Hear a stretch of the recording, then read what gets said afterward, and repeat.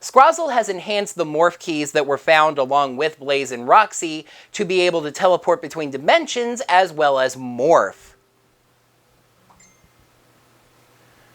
It wasn't even him. I can't even blame him. It's just that one of those cases where I kept running into a brick wall in the take, and I keep trying. I get there and I screw up, and I get there and I screw up, and I get there and I screw up, and I get so focused on getting there that when I do it right, I can't remember what comes after it. Scrozzle grabs a computer, and he and Blaze leave.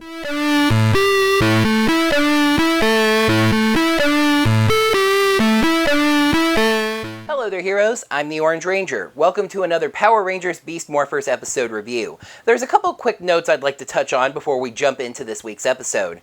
First of all, if you can hear the pitter-patter of rain and the occasional car driving by, that's because it's a little warm, so we've got the windows open and it's a bit rainy right now. Second of all, I just wanted to take a second to express my amazement at how well my review of the first episode of Beast Morphers is doing.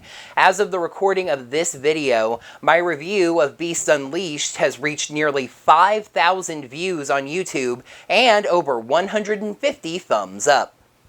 I'm really just amazed and grateful for that level of engagement with my channel, and I think it just demonstrates how the work Hasbro put into advertising and hyping up the show, and how that trickles down to other people that are involved with the franchise, even if it's not directly.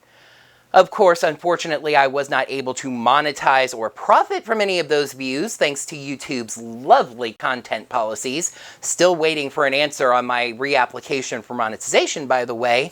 But that actually lets me segue into another topic. I've gotten some comments and tweets from concerned heroes about my use of screen caps in my videos.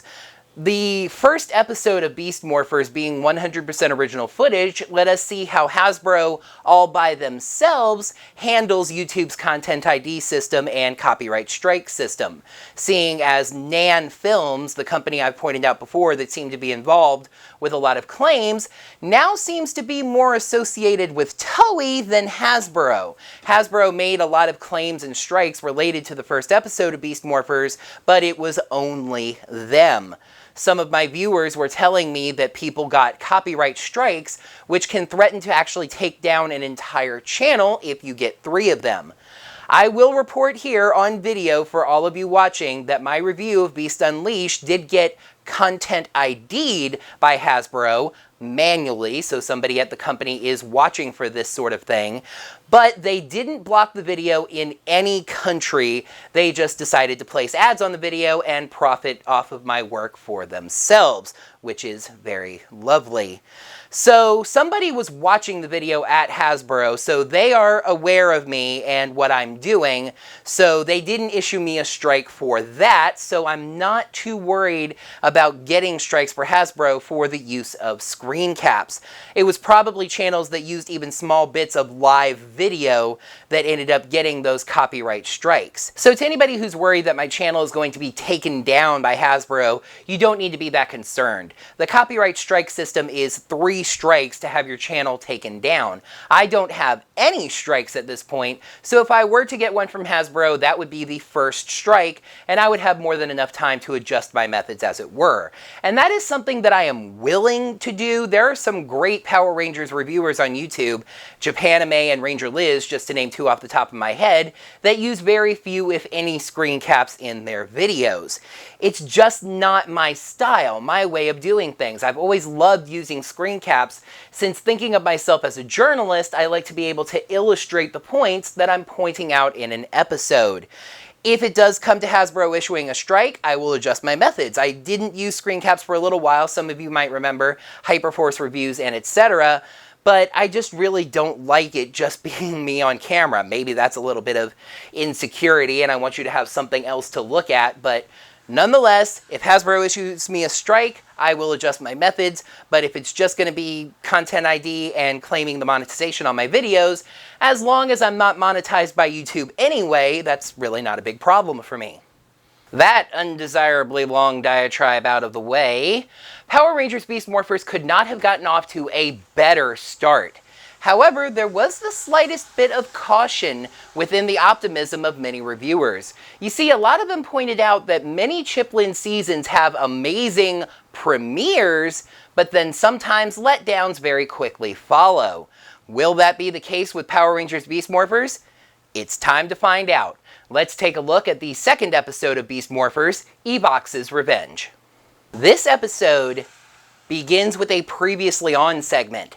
And no, I'm not talking about Coral Harbor was always a peaceful city, despite being on a planet that's seen alien invasions from space once a year for the past 25 years or so.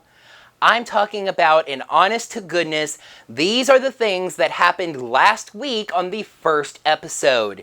It's so much better. I don't know if they're going to get us into the standard narration opening every episode next week, but I'm really hoping that this is how they keep doing it.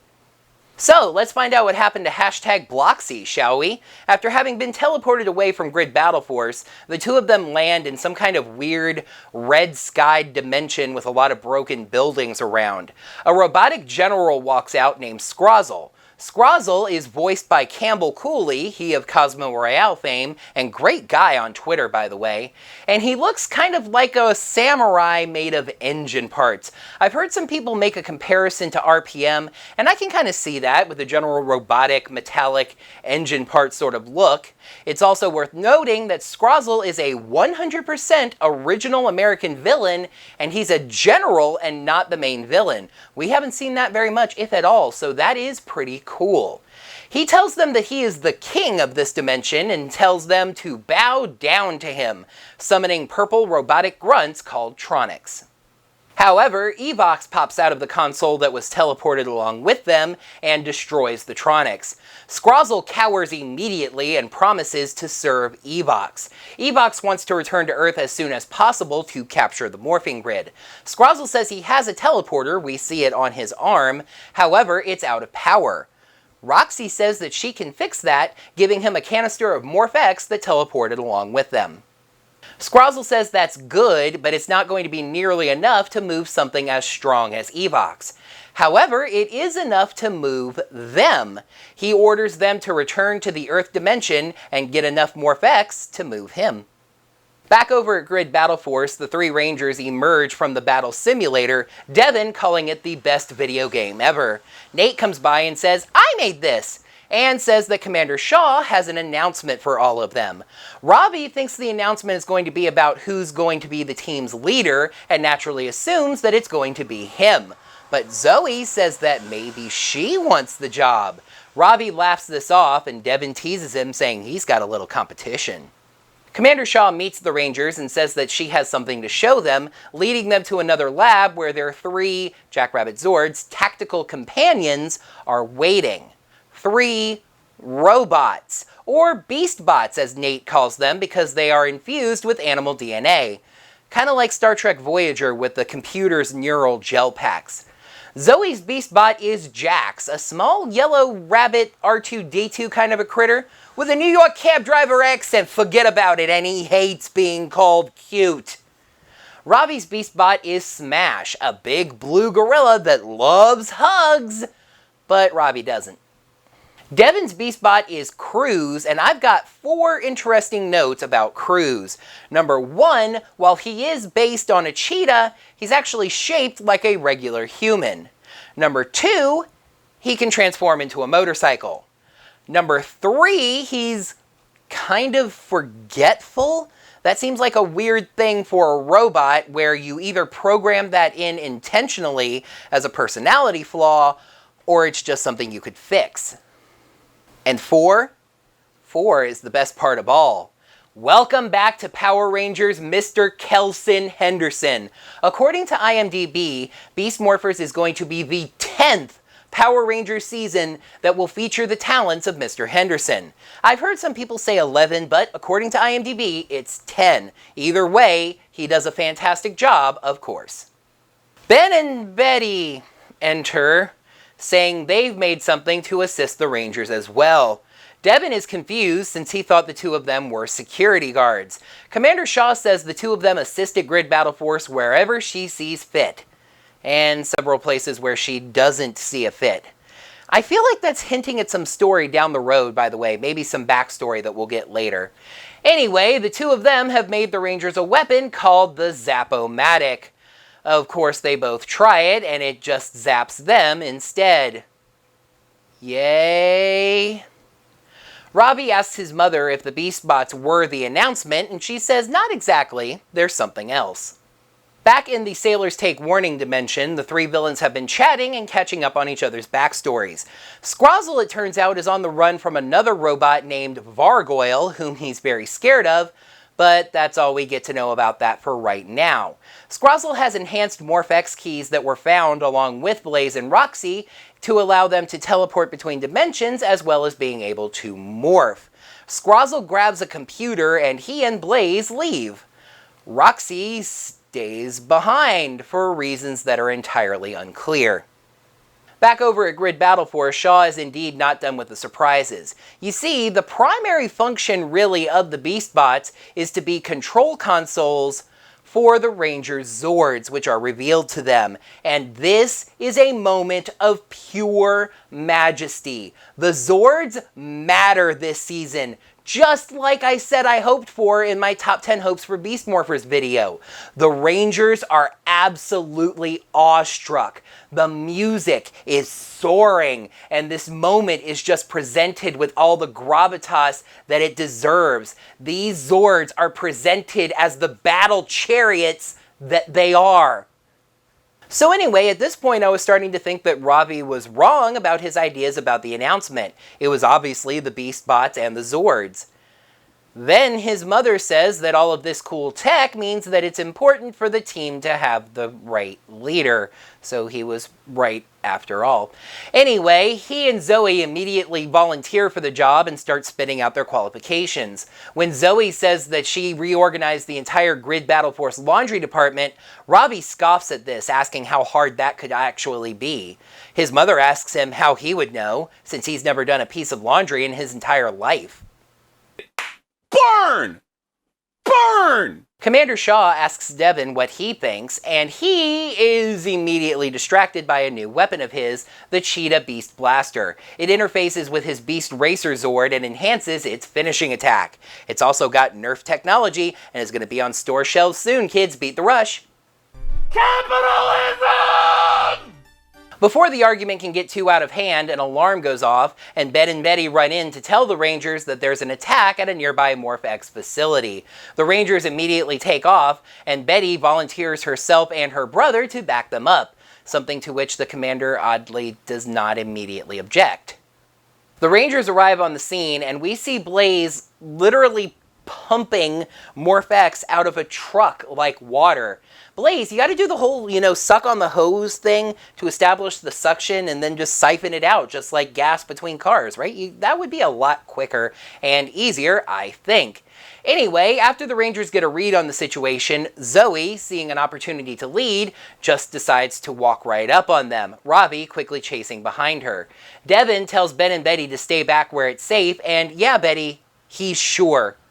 Seeing the Rangers approach, Devin morphs. He doesn't have a cool call-out or anything like activate virus power. He just sticks the key into his special wrist morpher and transforms into the Blaze Ranger. After the theme song, we get an excellent unmorphed fight as the Rangers use found objects around them to kick some robot butt. Robbie and Zoe start trying to physically one-up each other before it just devolves right back into an argument about who's the better leader. Devin and Blaze face off, and I love the part of the exchange where Blaze drops his sword and asks Devin how about another karate lesson. Devin responding, sure, there's a lot more that he can teach Blaze. That was a nice moment. For some reason, and I mean this with all the confusion that it sounds like, Devin wins this fight? I get that Blaze dropped his sword, but still, he's morphed. Devin's not. Anyway, Devin then runs over to the other two Rangers, telling them to stop fighting each other and start fighting the bad guys. Quick little side note here though, because I'm not sure how many people caught this and I really wanted to point it out.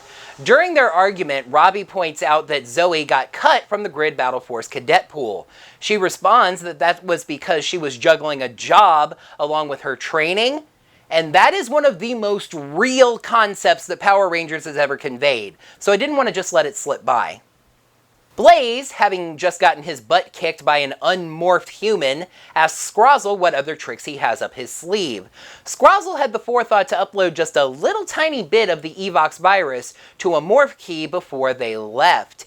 Charging the key with MorphX in his computer, he can then stab it into any object around them and turn that object into a robotic monster called a Robotron. There's a stack of tires nearby, so he stabs that and it becomes Cyclotron.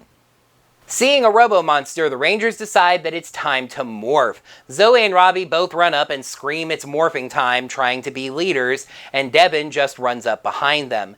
They activate their morphers, and yes, it is the beautiful, colorful, amazing tornado animal head morph thing that we saw in the trailer, but a couple more details have been revealed this time.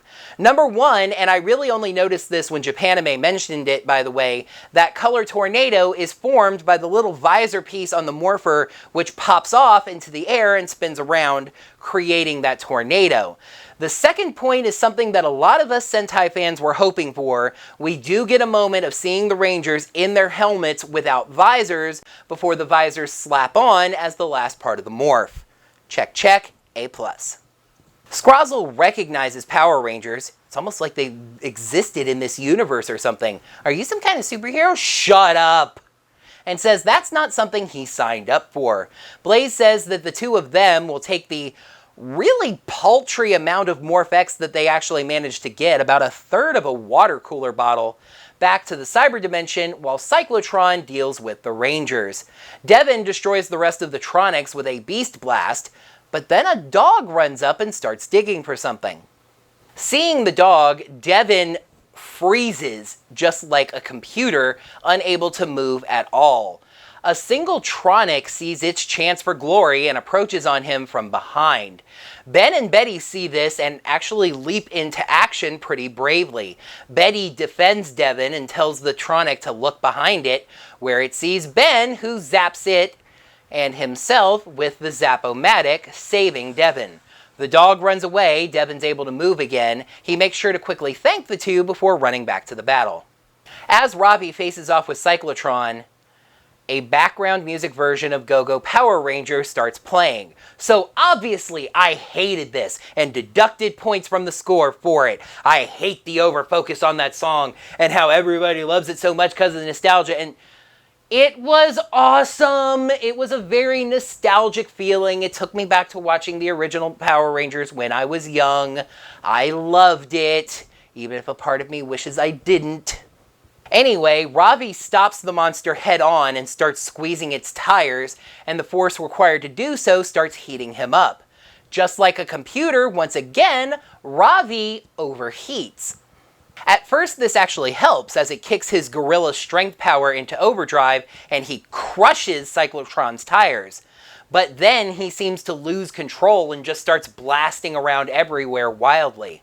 Zoe laughs at his bad aim, and then he starts shooting at her, their conflict now spilling over into battle since Robbie's overheated and lost control of himself.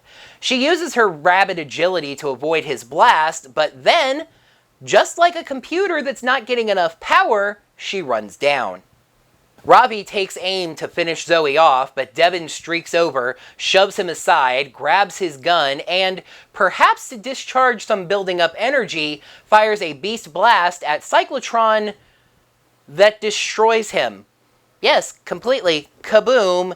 He's actually done from one gun blast. Anyway, Nate, the Beast Bots, and some Grid Battle Force guards arrive on the scene. Robbie goes to attack Devin, but Smash quickly grabs him. Zoe is automatically demorphed, and the guards help her get to the car. Nate tells Devin that he knows something is wrong with their powers, and they all head back to Grid Battle Force. In the cyber dimension, Scrozzle has finally caught up with the rest of the class, realizing how little MorphX they actually got.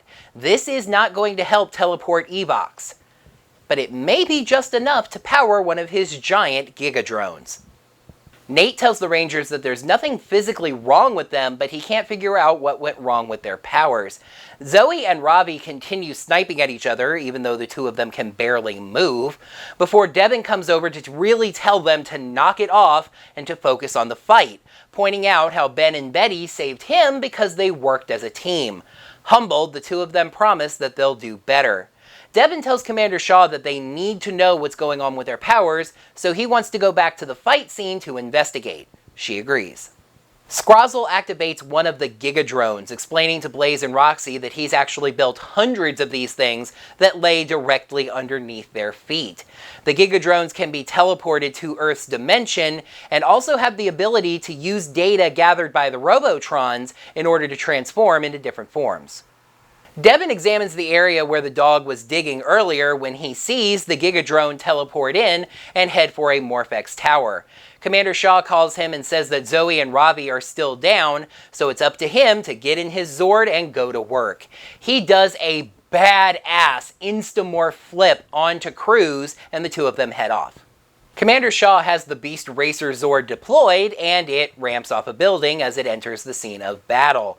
The two of them enter it, and Cruz becomes a handlebar console steering system for the Zord, a cheetah head being added to the Beast Racer Zord when he connects. Cruz suggests they go into battle mode, and the Zord is able to stand up into a humanoid form. They find the giant cyclotron, and the battle begins. Devin is doing really well at first, but then sees a big old billboard for dog food and freezes again. Hello, IT. Have you tried turning it off and on again? Shaw tells Nate that she needs her other Rangers right now, and Nate finally puts the pieces together. Devin has been merged with cheetah DNA. Cheetahs are cats.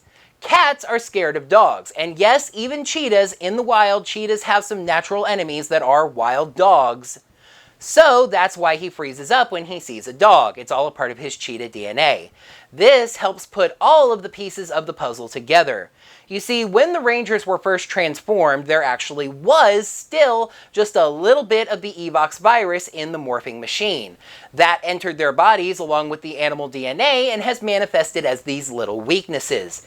Nate tells Zoe to eat a carrot, and before she can even swallow the thing, she feels fantastic. Her jackrabbit DNA allows her to eat carrots and instantly replenish her energy. Ravi's solution is a little less direct. When he fought like a gorilla, whatever that actually means, he used all of his muscles and overheated. So the solution to the problem, besides being cooled down after fights, is to not do the thing that caused the problem to happen. Nate sends the Rangers out, reminding them that as long as Devin is in line of sight of that dog billboard, he's going to remain frozen. Zoe boards the Beast Chopper Zord, lamenting that she didn't pay enough attention in practice. I highly doubt that a cadet that was cut from training at any point would have practiced flying a Zord. Anyway, Jack says that he's got her back. Zoe realizes that a flying rabbit is probably a little bit faster than a rolling gorilla bus, so she tells Ravi that she'll stall the bot while he and Smash get there. They board up on the Beast Wheeler Zord and head out. Zoe indeed gets there first, but the bot quickly shoots her down. Fortunately, Ravi arrives just in time to catch her Zord. The Zord takes back off, and they switch into rabbit mode to go all crazy rabbit on the thing. Anybody who has owned a rabbit knows that what this Zord did is 100% accurate. She even back kicks the bot over to Devin, knocking his Zord over and away from the billboard, which unfreezes him. He decides that it's time to use his new Nerf gun, summoning the Cheetah Beast Blaster. It powers up his Zord's finishing move, which is a sword slash. This is a bad thing to have borrowed from Ninja Steel, Hasbro. The Rangers head back to Grid Battle Force, excitedly talking all over each other about how amazing that was. Shaw calms them down. She's scared to crud about Evox and what's going on there. But the Rangers did very well, and their first official mission was a success. Now, for naming a leader, Zoe and Ravi interrupt and step forward, saying that they've been talking, and how Devin got the two of them to stop fighting and focus on the mission demonstrates that he is the natural choice to be leader. Besides the whole color red thing, of course. He very humbly accepts, and his first task as the leader of the team is to officially thank Ben and Betty for their help. Ben says not to mention it, but Betty says no, mention it a lot. Smash calls for a group hug, and then everybody gets zapped because Ben still had the Zap-O-Matic in his pocket. Oh, comedy stinger. It's like you never left us. That's so funny. That's so funny. Overdrive had mountains in the Everglades. This episode is over, so let's throw some shades. Episode 2, Evox's Revenge. Pros, great character dynamics in the conflict, gorgeous visuals, and comic relief ending well. Cons, comic relief not starting well, villains are oddly handled, and a little Sentai weirdness. When Ninja Steel took a step back, it was usually down to a 2 or even a 1. When Beast Morphers takes a step back, Evox's Revenge gets 4 shades out of 5. The first pro here is something that, once again, Japanime pointed out. Watch his review. Yeah. In past previous seasons, especially recently, when the Rangers had conflicts with each other, it was usually caused by an outside influence. A monster was messing with them, casting a spell or something, making them act differently than they normally would. Here, Robbie and Zoe are fighting over who's going to be the team's leader, sniping at each other and even getting nasty, because they're ambitious human beings. These are flawed, relatable characters that are actual people. Have I mentioned lately just how pretty this show is? We finally got that beautiful morphing sequence on field, nonetheless beautiful for having seen it in the trailer. The Zords are presented in a gorgeous way, and those look really good as well. And also, this is a weird kind of thing to mention, but I think they're actually making the effort to change their original battle footage to look more like the Sentai footage. When they released a sneak peek for this episode, I noticed a change in the footage and thought, okay, well, that's where they switched over to the Sentai footage. It's not a big deal that we noticed that. It is like 7 years old. Then it was pointed out to me that no, that entire sneak peek was actually all original footage. The battle footage had just been changed and shot differently, so it better matched the actual Sentai footage. The level of effort put into this show is just astounding and really, really refreshing. And heroes, Ben and Betty really rounded the corner this week. Betty immediately volunteered to go with the Rangers into battle, and they showed a lot of grace under pressure and quick-witted thinking even in the heat of battle. They saved Devin. Devin wouldn't be around if they weren't there, and the Rangers truly acknowledged them as part of the team. However, you will note that I said that they rounded the corner, and that meant that they had a corner to round. I'm actually in disagreement with some other people I've discussed this with, but that first scene with them really just was not a good scene for me. It was a bad reminder of Victor and Monty. Monty inventing some kind of gadget that's going to bring them glory somehow, and then it backfires and injures them in some kind of comedically funny way, apparently. I can readily admit that there's a more genuine feeling to this because Ben and Betty are trying to help the Rangers as opposed to bringing themselves personal glory, but I just really dislike the idea that they have to be cast as bumbling and inept in order to be funny.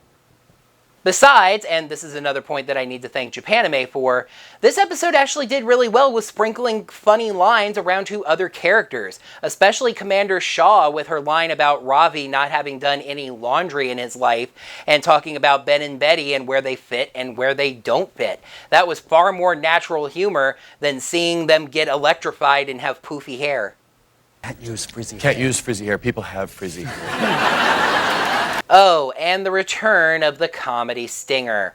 Look, I get it. It's a fun way to end an episode when it doesn't have a plot-critical cliffhanger on it, leaves the kids with a smile and a laugh.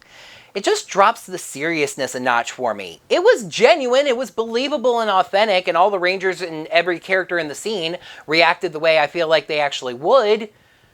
I just didn't care. This is something I didn't exactly realize until a while after watching the episode for the first time, but I feel like the villains were handled kind of strangely. Credit where it's due for introducing an American original general villain in Scrozzle, sort of an evil alpha to Evox's Zordon. However, we have Evox, the main villain, the super scary, menacing snake, and he comes off as really ineffectual in this episode. He destroys a couple of Tronics, and other than that, he doesn't really do much. He needs Scrozzle's help to get out of the cyber dimension, and he needs Blaze and Roxy to make that happen. A little bit of his virus creates monsters, but even that's something that Scrozzle did.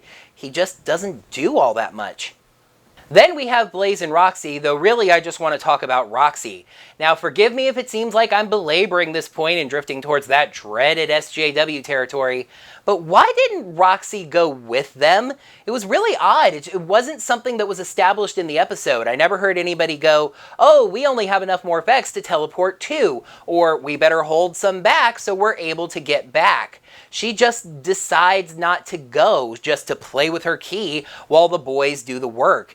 It was just odd for her to be such an empowered character, a ranger in waiting, and now that she's evil, she's just gonna sit on the sidelines?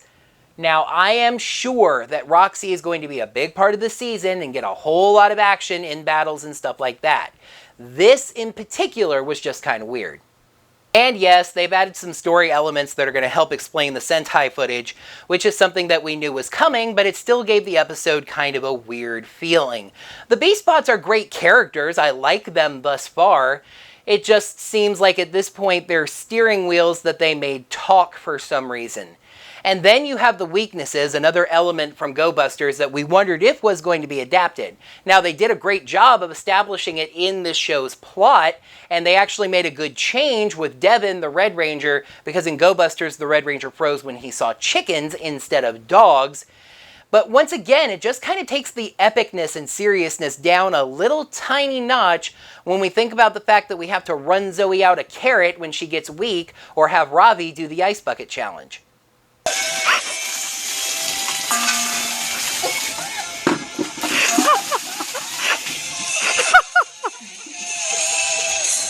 But I want you to notice something there.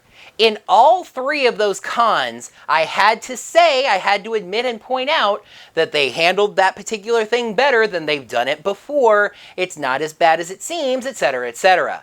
That is the trust that Hasbro has earned already with the effort they've put into this show. So this episode didn't get a 5 out of 5. It wasn't as good as the premiere. What is? Beast Unleashed might be a top 5 Power Rangers episode, period. I wouldn't give every episode of Time Force a 5 out of 5. These things happen, even in good seasons. 9 out of 10 for the first 2 episodes? Whew, can Beast Morphers keep this up? Well, let's start to find out by taking a peek at the 3rd episode of Beast Morphers, End of the Road. Wait, End of the Road already? Oh, no, okay, I get it, I'm sorry. Zoe tries to convince the citizens of Coral Harbor to use Morph-X-powered bikes instead of cars, but Blaze uses this opportunity to execute an evil plan. Aha, a single Ranger focus episode. Guess it's time to see how Beast Morphers handles those, huh? That's going to do it for another Power Rangers Beast Morphers episode review. Thank you, Hero, so much as always for watching. In the comments below, let me know what you thought of this episode. Did you think it was another 5, just as good as Beast Unleashed? Or did it take a little step back, or did it take a big step back? Let me know down in the comments below, and while you're down there, make sure to smack that thumbs up button and let me know that you enjoyed this video. Make sure you subscribe to the channel to see all of my videos and ring the bell. Get your notifications set up so you'll be notified whenever I post brand new videos like these Power Rangers Beast Morphers episode reviews. And if you'd like to donate financially to my channel, there are 2 ways that you can do so. Head over to ko-fi.com/OrangeRangerVideos. You can get me a coffee set at $3. I would greatly appreciate that. Or if you'd like to donate less or a different amount, head over to digitaltipjar.com/OrangeRangerVid. There you can donate me whatever little tip change that you'd like. Toss that tip change in the jar. I'd greatly appreciate anything I find at either of those funding sources. Until next time, heroes, may the power protect you. A couple of quick notes I'd like to address before we get the couple of quick notes that I'd like to touch on before we jump into the episode. Second of all, I just wanted to take this quick opportunity to express my amazement at how hard oh god. But that actually allows me to and actually talking about monetizing the views, but Sassy, getting a copyright strike is a 3-strike system. However, it's just not my choice stylistically. That was a god. You see, a lot of them pointed out that a lot of Chiplin seasons and yep. Flip of destroys the Tronics. Scrozzle says that he has a teleporter that he see that fuck 3 robots. Or beast bots as neat. His name is Neat now. Commander Shaw meets the Rangers and says she has something to show them, leading them to another lab where there are 3 Jackrabbit Zords which now allows Blaze and Roxy to teleport between Scrozzle, not Gargoyle, I should clarify, to allow them to teleport between dimensions, as well as being able to morph into their new forms. Not new, God. Back over in the Sailors Take Warning dimension, she leads the Rangers into another room where they get to see their beast bots, which are, since he's never done a day, gosh. The rage! Oh, I'm like Ravi, I'm overheating. I'm gonna start shooting at the camera. Sean, if you feel like it, put a no, shooting at the, whatever. Commander Shaw asks Devin where Devin, nope, not Devin, Blaze. They activate their, yeah, they do, don't they? With the Power Rangers, shut up. Anyway, yeah, that was a nice ad-lib. I'm probably gonna do it again, but I screwed up there. Saying he is a nutty duck. What's a Power Ranger? Are you some kind of superhero? Shut up. And says, Scrozzle recognizes Power Rangers. It's almost like they've existed in this universe or something. As Ravi faces off with Cyclotron, a background music, blah, blah, blah, blah. Just like a computer, he then I'm not reading this right at all, explaining what the... Nate tells the Rangers that he can't figure out Nate tells the Rangers that they're not in any physical immediate danger, but he can't figure out what went wrong with their powers. Before Devin called him... I like pie. And the anxiety of the situation helps him to put the pieces together. And the tense anxiety farts. Nate sends the Rangers out, reminding them that as long as Devin is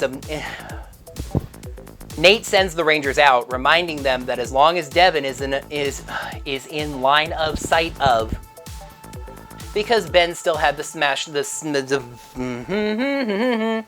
3 air fresheners is a trio of Glades. This episode is over, so let's throw some shades. Gorgeous visuals? Here, Ravi and Zoe act badly to each other and are, oh god. Besides, and I once again have to thank Japanime on this point, the show did, we've introduced. This is something I didn't really realize until However, we have Evox, our main villain, the big, Roxy just decides to stay in the cyber dimension and play with her toy while the boys go off and do the work. I'm sure that I missed a line somewhere. Then we have Blaze and Roxy, but really I just want to talk about Roxy. Now, forgive me for belaboring this point. That was exactly what I was supposed to say. But why didn't and explained very well, it's just, oh god.